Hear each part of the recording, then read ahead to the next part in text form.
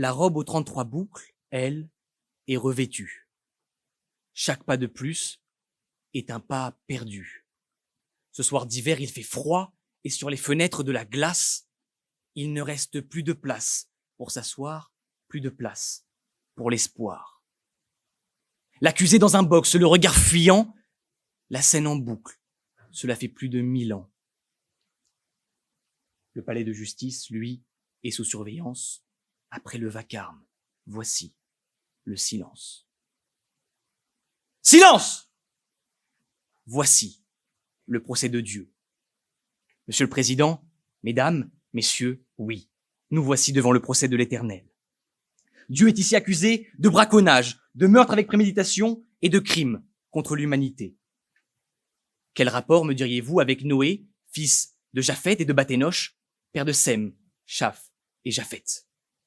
Mais surtout, complice de Dieu lui-même. Ce soir, en plus de ces accusations, il serait bon de rappeler le rôle que Noé a joué lors du déluge. Lui, qui fut prévenu par Dieu des semaines à l'avance et qui a eu le temps de mettre la famille à l'abri. Les faits remontent alors à des milliers d'années.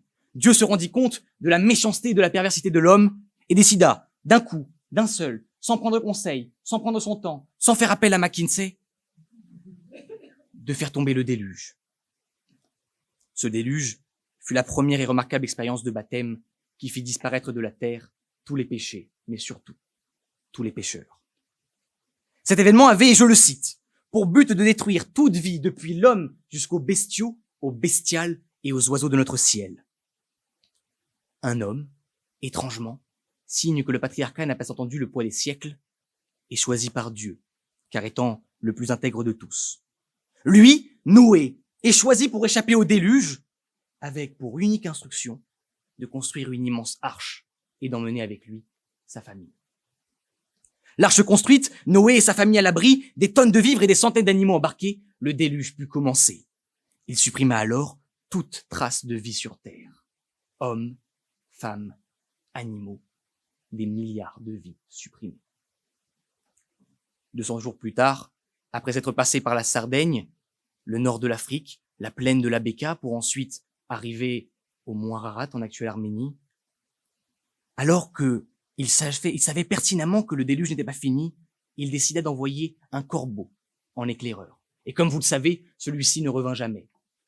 Lorsque l'heure fut venue, à ce moment-là, il envoya une colombe, qui elle revint avec à son bec un rameau d'olivier.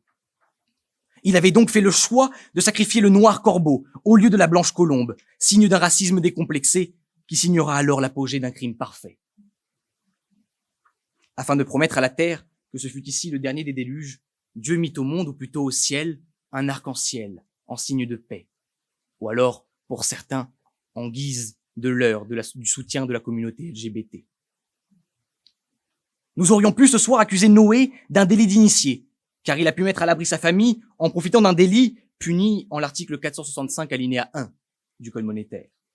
Mais nous ne sommes pas ici ce soir pour tirer sur une ambulance. Noé a kidnappé, séquestré, claquemuré, emprisonné et isolé des centaines d'animaux dans le seul et unique but de se bâtir un empire agricole titanesque. Et nous pourrions ce soir le regarder en lui disant que non, il n'a et il n'aura jamais le monopole de l'agriculture. Je pourrais alors conclure par une condamnation pour complicité de meurtre avec préméditation. Mais vous le savez autant bien que moi qu'il ne s'agit pas là d'un simple meurtre, mais bien d'un génocide. Comme disposé en l'article 211-1 du Code pénal, un crime contre l'humanité, effectivement, défini comme étant le fait, en exécution d'un plan, avec complicité, de tendre à la destruction totale ou partielle d'une partie de la population, grâce à un critère ethnique, national ou religieux, ou encore tout autre critère arbitraire. Vous l'aurez compris, Noé, par sa complicité, a rayé de la carte 99,9% de l'humanité, par le seul critère qu'ils étaient des êtres pervers et méchants, afin de s'octroyer une croisière all-inclusive aux frais du contribuable. Que dis-je? Aux frais de l'humanité. Mais ce qui me choque, c'est que ce soir, il y a des grands oubliés. Il y a ceux dont on ne prononce jamais le nom. Car Noé a aussi fait preuve de discrimination envers les animaux.